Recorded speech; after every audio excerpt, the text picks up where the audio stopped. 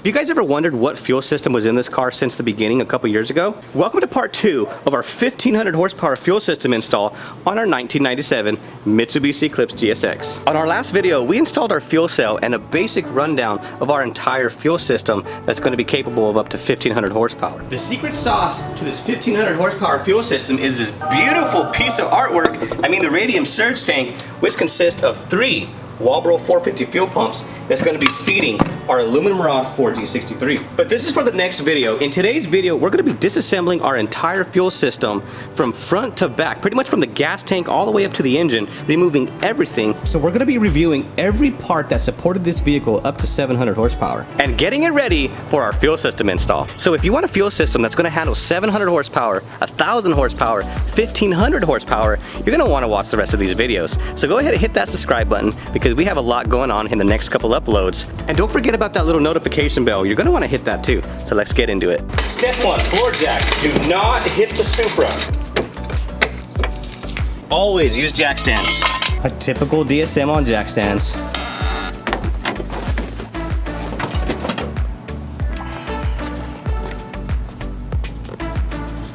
We'll be going over this nuclear bomb just in a little bit.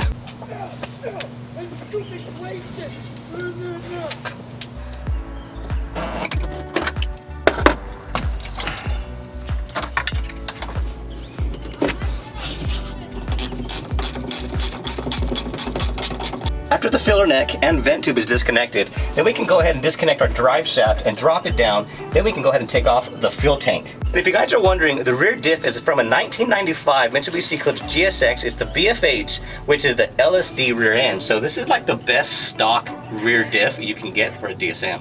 Also, we got them solid mounts. Also, we have a custom third mount that I made like 10 years ago, believe it or not.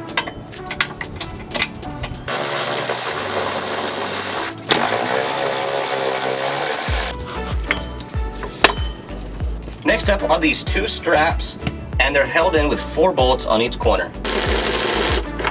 Removing the all-wheel drive gas tank makes it a lot easier if you don't have a spare tire well, because I got a lot of room where I could get the wrench and stick it on the bolt. And it's kind of a pain in the butt.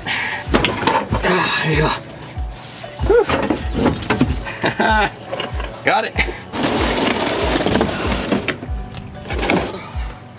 With the gas tank out, we're going to be going over what's inside the hanger, this custom Dash 8 AN fuel line. But first, we got to take out one more fuel pump, and that's this Bosch 044. That's a problem. That is not 91 pump gas. That is C16. Why work harder when you can work smarter?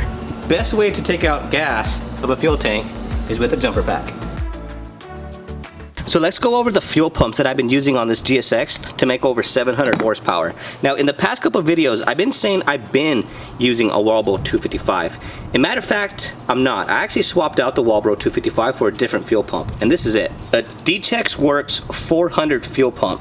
Now the Walbro 255 feeding the Bosch 044 inline fuel pump will probably be more than enough. Honestly, I just wanted the cheap insurance of having a really big fuel pump, and I had to do a lot of modifications to this housing to fit this massive fuel pump. What you're gonna see is I have a Dash 8 AN line welded to the fuel pump hanger that I'm able to use a Dash 8 90-degree fitting, and obviously my entire fuel line is a Dash 8 AN. Now the 8 AN fuel line was more than enough for 700 horsepower, and honestly it could be even capable up to 1000 horsepower, but honestly I'm just making the fuel lines more efficient and flowing a lot more, because you never know, we might want more than 1000 horsepower one day. Now a lot of guys use the Hellcat 525 fuel pump, but honestly if you guys look at some videos, over about 40 pounds of boost, this D-Chex Works 400 outflows the Hellcat 525 by an insane amount. Now what I had the fuel pump feeding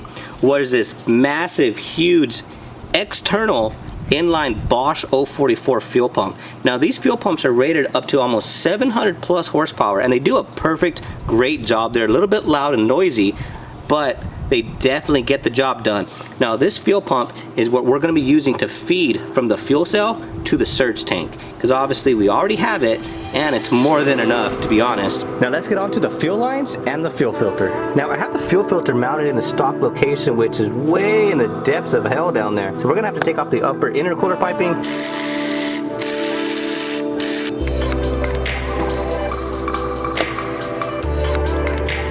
That does not look pretty.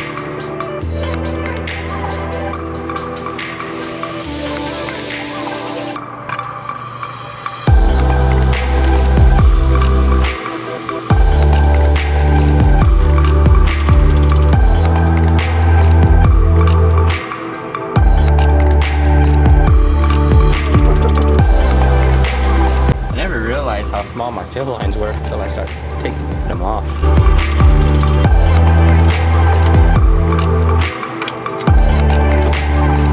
It's officially the next day. So we got the fuel pressure regulator off, we got the fuel filter off. Now I want to go over the inlets and outlets of the fuel pressure regulator, because this is going to be really important when you're designing a fuel system. Now one of the problems with using the DChex Works 400 or the Walbro 255 and the Bosch 044 fuel pump is that it was overpowering the fuel pressure regulator at idle. You see, the return size of my fuel line was the stock 2G DSM, which is roughly about 1/4 of an inch. You compare that little tiny hole with the amount of flow that the 044 and the DChex Works 400 was putting out, this regulator had no chance. So at idle, this was actually about a 55 PSI versus it's supposed to be at about 43 and a half. Now that we're gonna have 3 Walbro 450s running, obviously this return line is not gonna work out whatsoever. So that's why we're doing a -10 AN line for the return line, also the feed line. But look at the size comparison difference. I should have no problem downing the fuel pressure down to 43.5 PSI with this return line. Something next that everybody overlooks is the fuel filter. Now I was using a Fuel Lab 10 micron fuel filter with a -8 AN lines coming in the inlet and outlets. Now for every fuel injector that you have on a gasoline vehicle, it requires at least 10 microns so you don't damage or clog up the fuel injectors. But here's a funny story. The filter, it kind of needs a little bit of maintenance. That's why we're replacing it.